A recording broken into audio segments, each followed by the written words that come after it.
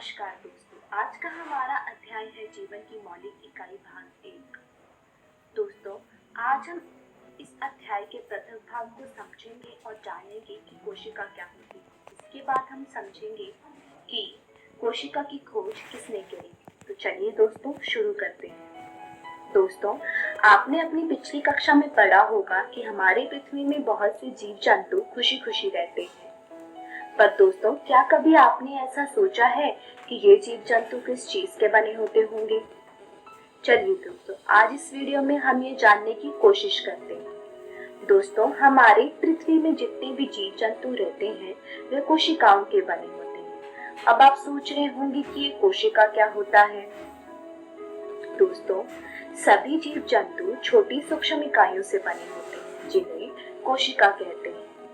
चलिए इसे एक उदाहरण के रूप में समझते हैं। दोस्तों, आपने अपने आसपास इमारतों को देखा होगा, इमारतों को बनते हुए भी देखा होगा।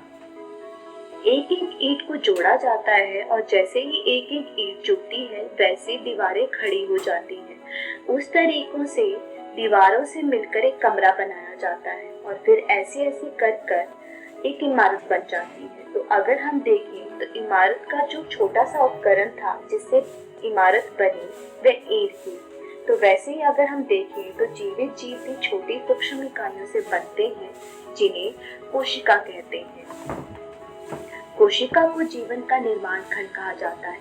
दोस्तों, चाहे वह इंसान हो या जानवर हो, पेड़ हो या पौधे हो, सभी कोशिकाओं से बनते हैं। इसीलिए इन्हें जीवन का निर्माण खंड कहते हैं और कोशिका के अध्ययन को कोशिका का विज्ञान कहते हैं। सभी जीव जंतु इन कोशिकाओं की मदद से कुछ न कुछ कार्य करते हैं। दोस्तों, और हम यह भी कह सकते हैं कि कोशिकाएं हमारे जीवन का आधार है।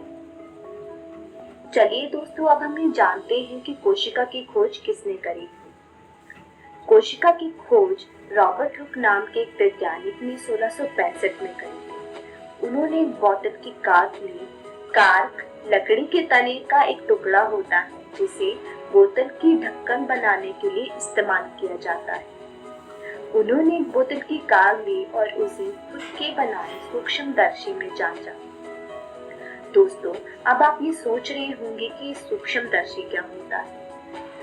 सूक्ष्मदर्शी एक उपकरण है जिसका उपयोग उन चीजों को देखने के लिए किया जाता है जिन्हें हम अपनी नग्न आंखों से नहीं देख सकते। उस बोतल की कार्क में उन्होंने दीवारों से घिरा हुआ एक खाली स्थान पाया।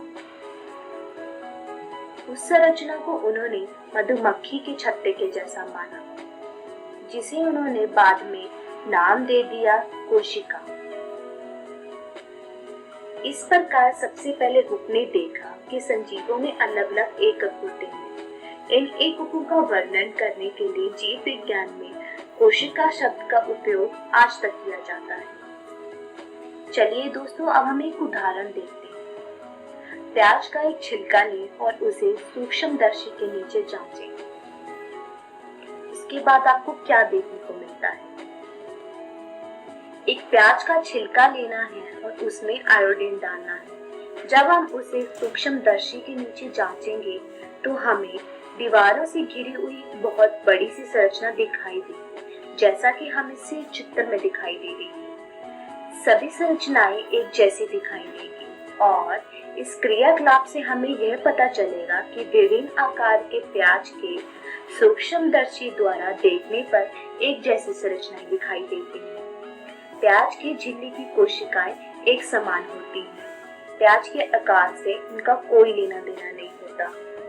ये छोटी छोटी संरचनाएं जो हमें दिखती हैं वे प्याज की मूलभूत इकाई हैं और इन संरचनाओं को हम कहते हैं कोशिका। इस प्रकार न केवल प्याज बल्कि जितने भी जीव जंतु हम अपने आसपास देखते हैं वे सभी कोशिकाओं के बने होते हैं। कोशिका सभी जीवों के शरीर की रचनात्मक तथा क्रियात्मक इकाई होती है। कोशिका कई आकार में होती है जो 1 माइक्रोमीटर से 100 माइक्रोमीटर तक होती है। उसके बाद मैथ्यू स्लेटन और थियोडोर श्वान ने कोशिकाओं के सिद्धांत के बारे में बताया। मैथ्यूस क्लेडन ने यह बताया कि पौधे भी इन्हीं कोशिकाओं के बने होते हैं, जिन्हें कहते हैं पौधे कोशिकाएं। थियोडोर श्वान ने यह बताया कि पशु भी इन्हीं कोशिकाओं के बने होते हैं, जिन्हें हम कहते हैं पशु कोशिकाएं। दोस्तों, इस वीडियो में हमने सीखा कि कोशिका क्या होती है और कोशिका की खोज किसने की। अगली वीडियो में हम सीखेंगे कि कोशिका की संरचना कैसे की जाती है और एक कोशिकाएं और बहुकोशिकाएं के बीच में अंतर क्या होता है। दोस्तों, मैं आशा करती हूँ आपको ये वीडियो समझ आया होगा। तब तक आप अपनी पाठ्य पुस्तक से आज की पढ़ाई इन विषयों को दोहराने की कोशिश कीजिएगा।